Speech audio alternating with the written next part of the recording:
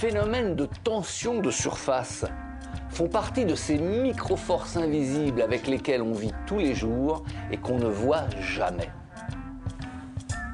Pour faire simple, disons que les molécules d'eau à la surface n'ont pas le même comportement que celles qui sont en dessous parce qu'un de leurs côtés est en contact avec l'air, c'est tout bête. Pour illustrer ça, les physiciens évoquent l'image d'une pellicule élastique tendue sur la surface du liquide.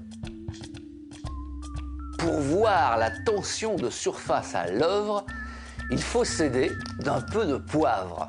Je saupoudre, les miettes de poivre se répartissent équitablement sur toute l'assiette. Pour modifier cet équilibre, il suffit d'une microscopique goutte de liquide à vaisselle. C'est comme si je crevais la pellicule. Paf! Cette force invisible de la tension de surface, elle peut même alimenter un moteur de bateau, à condition que le bateau ne soit pas plus lourd que ce petit bout de plastique dans lequel j'ai découpé une fente de 1 mm de large. Je vais déposer une goutte de produit à vaisselle dans la fente pour provoquer une réaction. Attention Gaston, et en voiture Arthur.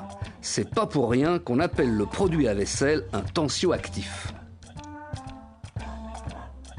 Cette force minuscule, voici un bricolage astucieux pour la mettre à l'épreuve. Une bouteille de plastique coupée où j'ai fixé en travers un fil de couturière sans le tendre.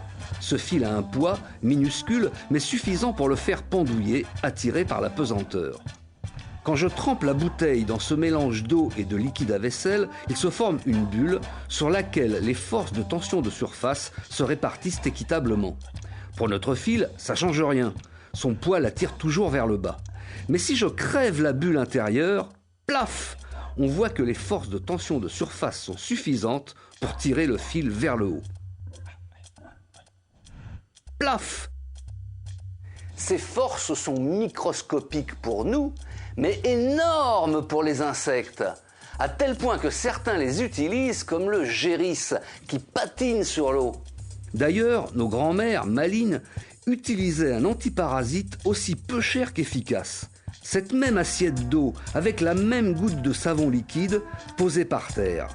Attirés par l'eau, les puces ou les pucerons qui ont soif y sautent sans méfiance, car ils sont si légers que d'habitude, la tension de surface les fait flotter. Mais là, elle est abaissée à cause du savon et ils se noient. Pas bêtes les grands-mères.